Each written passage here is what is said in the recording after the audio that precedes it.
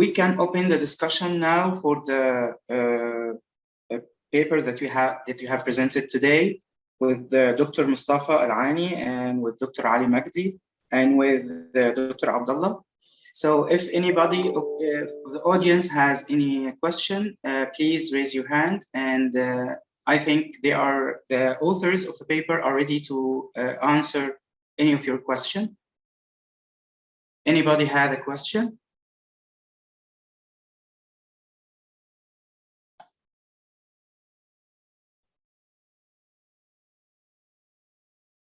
I have a question. Can I ask you, Dr. Mustafa? Dr. Mustafa, are you here? Sure, go ahead. Yes.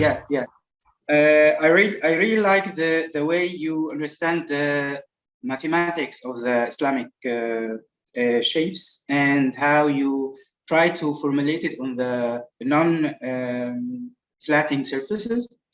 But I would like to ask you if we would like to apply it on the other ornaments, not only on the Islamic. What is the main factors, or what are the priorities of factors that you have taken in consideration?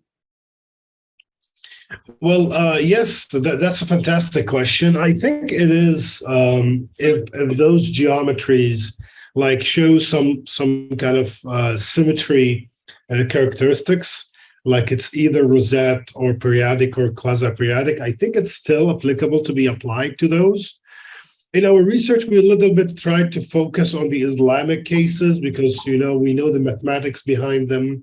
We know their morphological structures and so on. So we wanted our research to be more about that cases. But to answer your question, I think it is applicable as long as it's kind of can be included in one of the categories of symmetries that we identified. Yeah. Okay. Thank you so much for this clarification. Thank you. Anybody else? I have a question. Sorry, go ahead. Go ahead. Yeah, I have a question for Abdul Wahab. Abdul Wahab, very interesting research. Really liked your approach. I just wanted to ask, because I also have interest in mass customization and those things. And I read Brian Kokolarevich's book.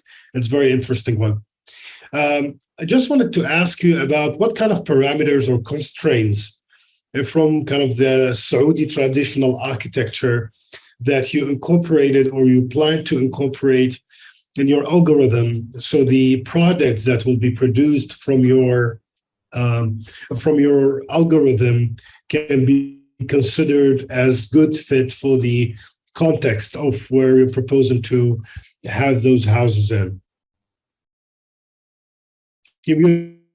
Ali, you are muted. Abdulwahab, you are muted. Unmute your voice. Yeah, sorry. Very nice question. So based on what you've seen, I have studied all marketers up to now. So I felt there's very huge gap between client and the provider, real estate or whatever. So I tried to make something very simple to combine both of them in terms of having clients' needs and then what the state provides. So this is based on parametric modeling I'm trying to do, which is via website. So we're trying to rather just go to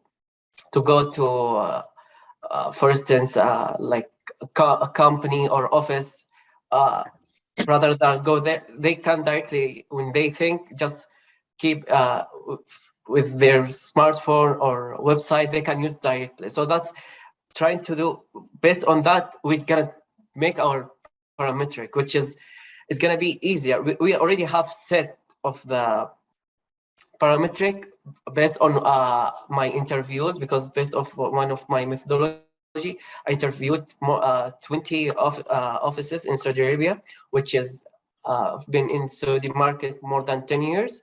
So they have very well known what the basic needs of Saudi people. So based off that, I tried to have Excel sheet to have each individual room size, which is already defined well.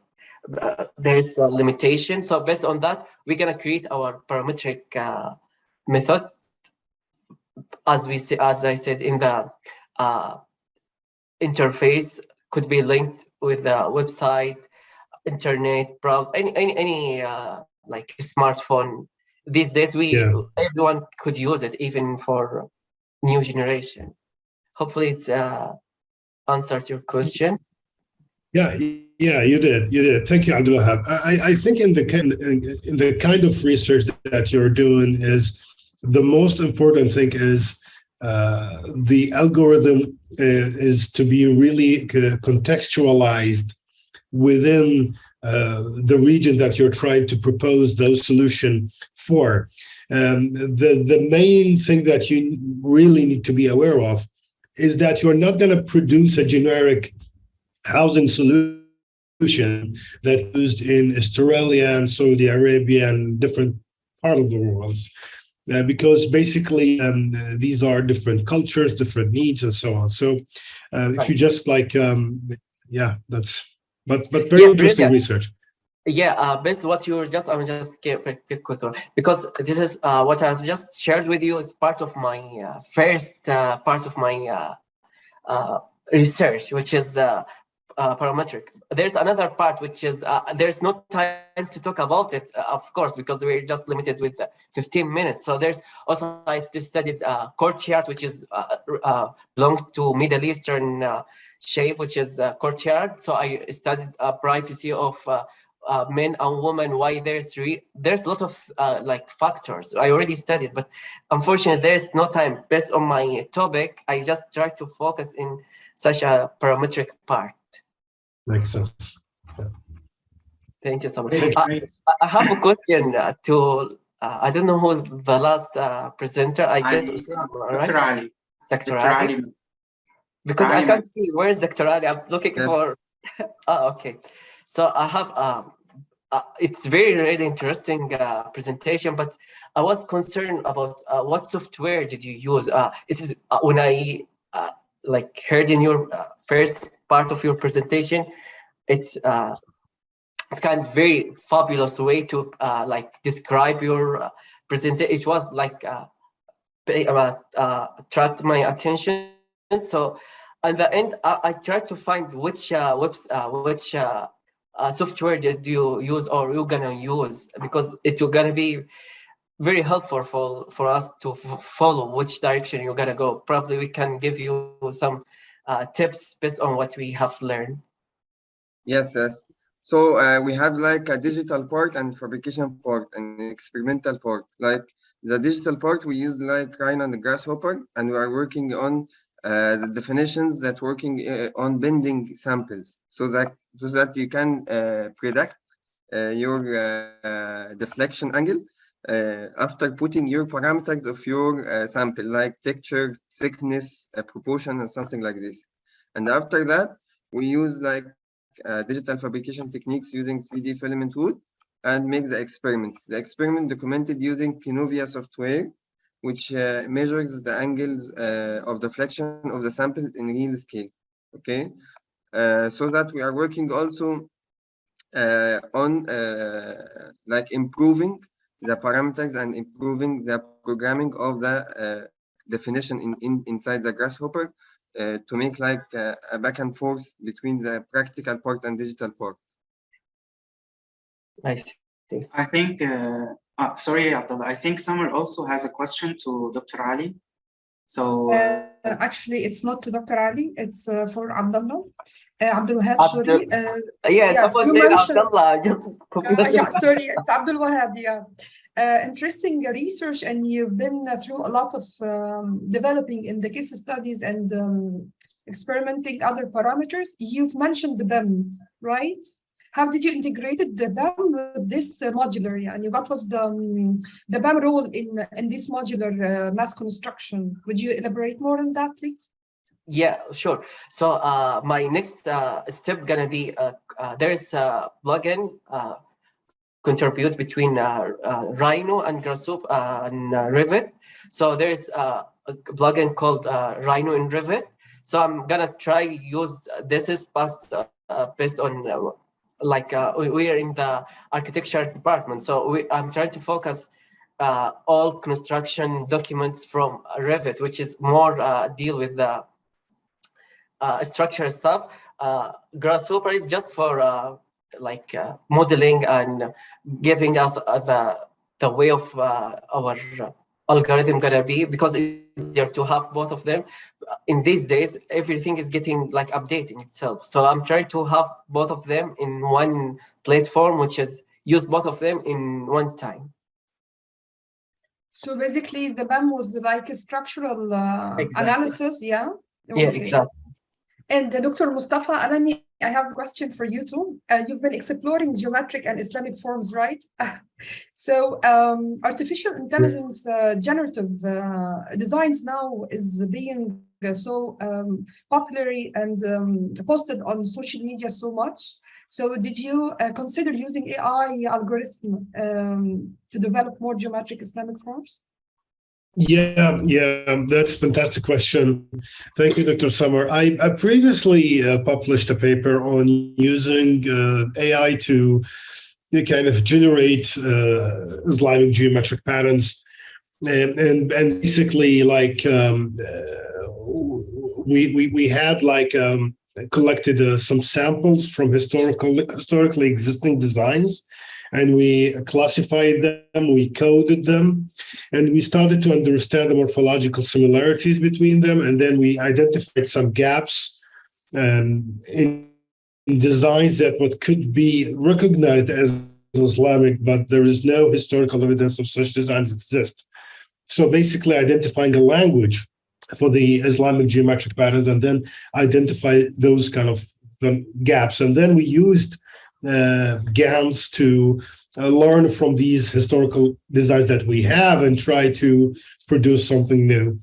And AI is advancing really quickly. Like that paper was last year, and this year we have Midjourney and DALL-E and a lot of exciting things that is happening. So it is something that I consider continue on working to using AI to explore geometric designs. And I've done that, but also for this year, I was interested about how to derive new 3D forms from two-dimensional designs. And looking at the historical example, we can see that this process historically was, applied already by artisans and mathematicians and so on. So we wanted to identify the categories that or the ways by which this process was applied, and also we tried to propose a method by which we can explore the Latin space, the right term, of what could be possibly also be generated, and also visiting in the process territories. Yeah, so that was something of interest for this year. Hope I answered your question. Yes, thank you so much. Thank you. Okay, we still have like 10 minutes. If any of the audience has a question.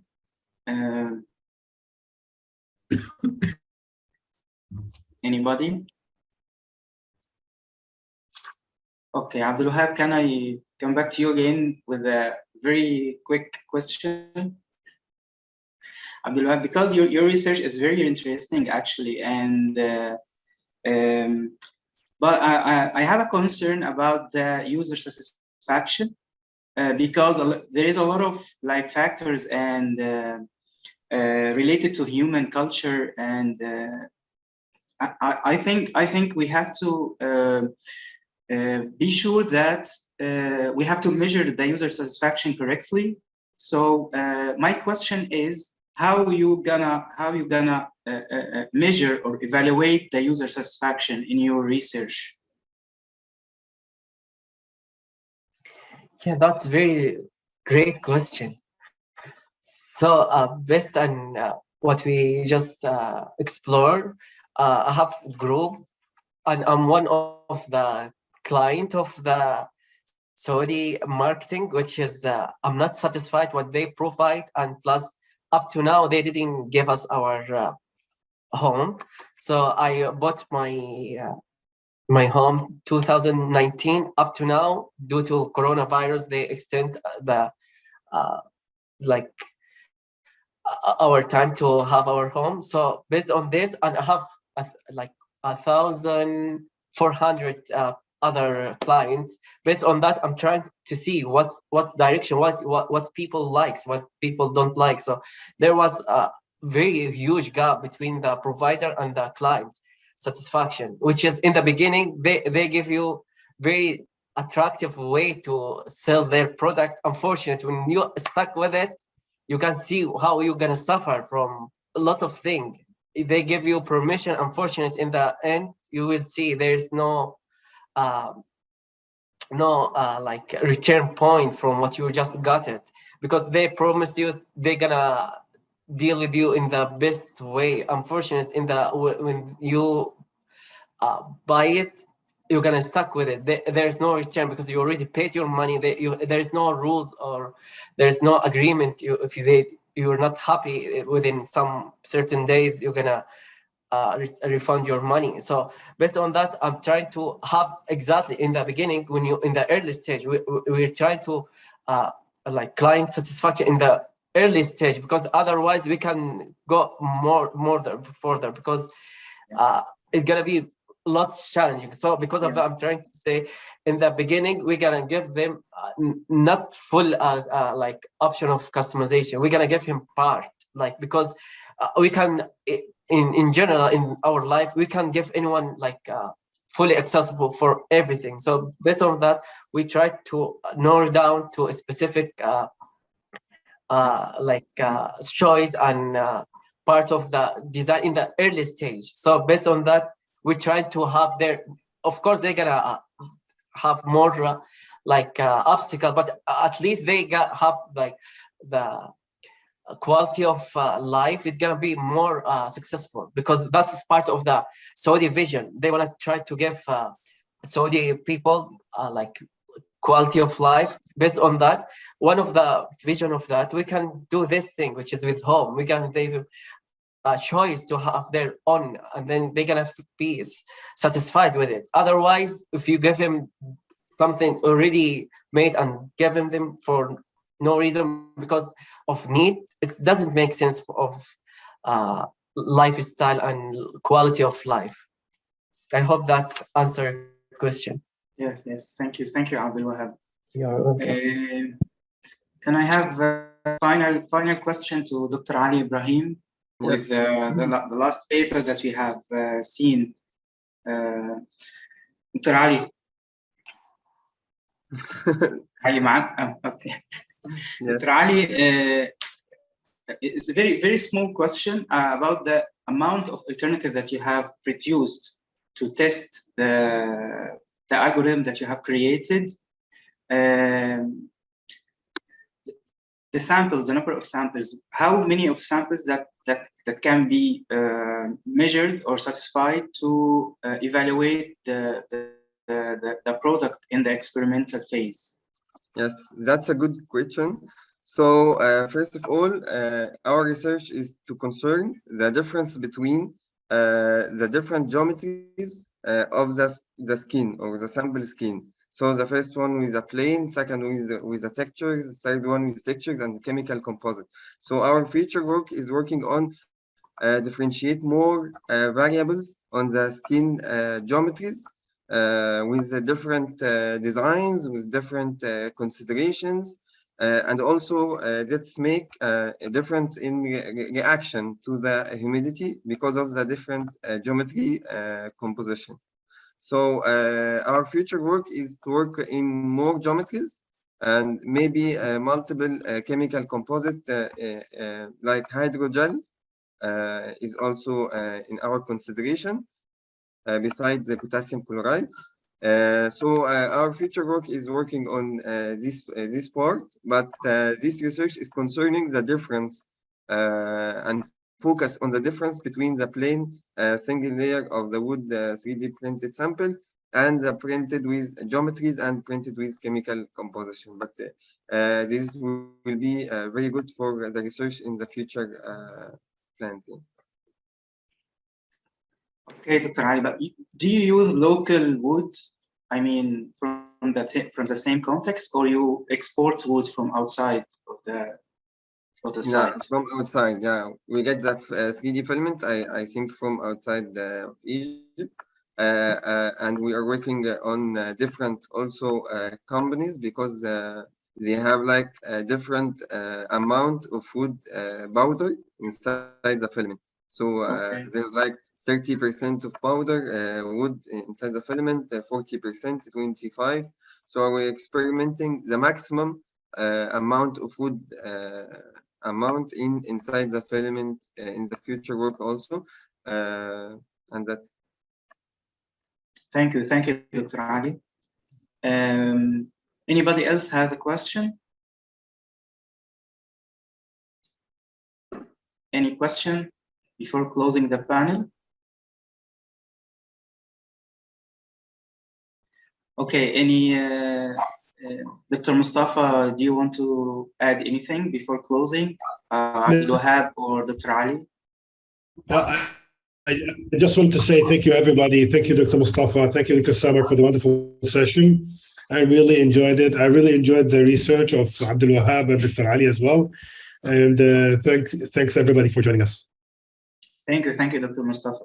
Dr. Abdulwahab, do you would like to say something before closing the session? Thank you for attending my presentation, and your feedback was very, very nice to me. I will take in my consideration what you just also say.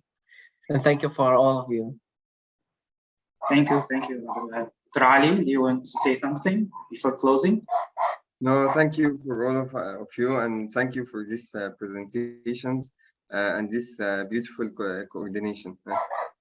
So before you hang out, how can I get your contact email number? I did it. We can go. I think they're gonna share some information after the conference. So on your email. So just check your email regularly, and I think you're gonna have a lot of information after that. Okay, Abdulwahab. Thank you so much. So the second panel with the theme of parametric design and digital fabrication has closed, and now you can move to the coffee break. And afterwards, we have the second keynote speaker with Dr. Khalid Al-Ashri. He is gonna talk about digital fabrication and robotics application at 20 afternoon. Okay, 12:20.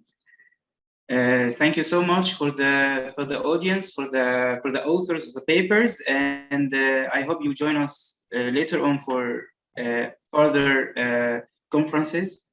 Thank you so much, and see you soon. Thank you so much. See you after.